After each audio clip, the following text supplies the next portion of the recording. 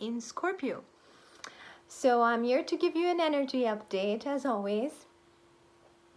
So um, we're going to talk a little bit about the Wesak ceremony and what it is and what energies this brings. It's a very, very auspicious day.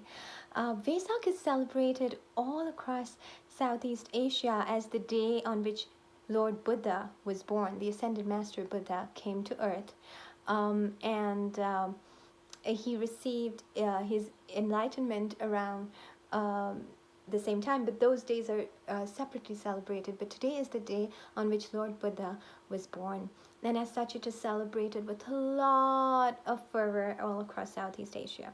But more importantly, on the full moon of Vesak, the energies are very, very powerful for direct light of source to descend on earth. So a typical Wesak full moon ceremony, in that ceremony, you would see the entire Wesak Valley filled with people, especially monks in robes, and everyone is waiting to see the moon rise from behind the mountain. And as the moon rises, the energy of that moon brings in the light of Buddha, and that light enters through your crown and through your hearts. So even if this visual gives you that energy of Wesak, I am going to be putting in a separate guided meditation on this that you can access by clicking on the link below. It's just a beautiful way to access Buddha's light, the Ascended Master Buddha and Christ consciousness. It is a powerful time to sow that seed.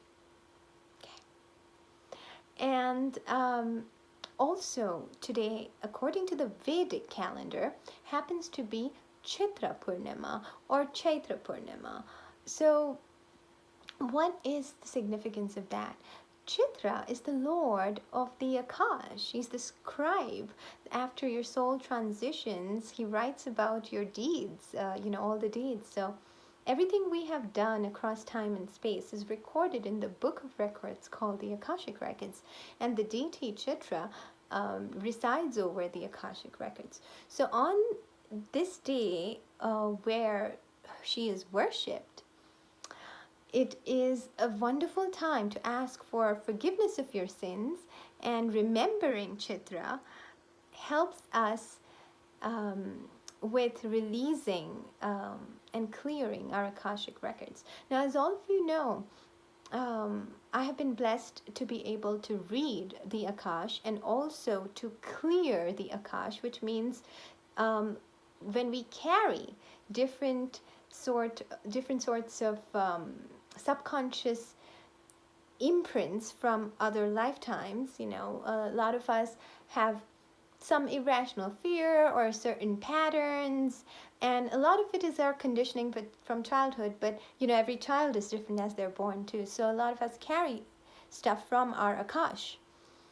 So I actually access, with the help of Chitra, I'm able to do clearings for people where we release old vows, contracts, many different things, and as such are able to release unjustified karma and things like that, which basically puts you on your highest timeline. So we all have a mission here, we all have our dharma. So instead of getting caught up in those karmic cycles or those patterns where we keep learning the same lessons in the form of different faces, it helps us come out of that and go into our dharma, which is our mission, right? So the journey from karma to dharma is propelled by clearing of the Akash. So remembering Chitra on this day and lighting her a candle also helps with start that.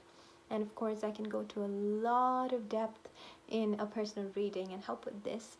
For those of you who are interested, my information will be there at the bottom. Well, also, we are in the energy of the Scorpio new moon. So now let's talk about the Western astrology of this moon. So, whenever the moon is full, the full moon is a giant time for releasing and the end of cycles. The new moon is a good time to manifest new things, right? The But the Vesak full moon also brings in a lot of light, so it's a good time to do your release work, but then also make your manifestation list, right? As you make space by releasing things. Now, this Scorpio full moon is extremely intense, like the energies that Scorpio always brings, because Scorpio is ruled by Pluto, the planet of death and rebirth and complete transformation. And when the moon is full, the moon is opposite the sun. So the moon is in Scorpio, so the sun is in Taurus. So the Scorpio Taurus axis is very interesting. It always talks about it. Taurus is fixed earth, and Scorpio is deep water. Water is the element of emotion. Earth is the structural third dimensional element. So now if you put water, and water does not have a container, it will just spill and it will be of no use. However, if water is given a structure or a container, then that water becomes life force as we drink it. It's just as important as breath. So the Scorpio Taurus axis talks about bringing in balance. Of course, you're in this third dimensional plane to create. Creation is our biggest gift as third dimensional beings. So Taurus encourages us to create and build structures and form step by step, but Scorpio talks about do not get attached to that form once you've created it, because any kind of misery comes from attachment, expectations, and so on and so forth. As you understand that you are a limitless being, the soul that you are has had multiple such lifetimes and multiple such homes and structures, and you have built again and again. And this is a journey. You're here to experiment, you're here to play, and of course you want to do it responsibly, but you want to indulge. Scorpio talks about fully indulging, but at the same time being detached. And this is the same message that was brought about by Buddha. No extreme, neither extreme is where you want to be. You want to be in the balance. Because Buddha left his home. He was born as royalty, and he left his home and went to the forest to achieve enlightenment. And once he did achieve enlightenment, he came back and he's like, I've seen both sides, and I got tired of my castle, and I went out there, and as much as I've received my enlightenment, but now unless I come back and teach it to the people, it's pointless, all of this wisdom. So he teaches the middle path, and that's what the Scorpio Taurus axis talks about, balancing creation and building and possessing with knowing that in the end we don't really possess any of it.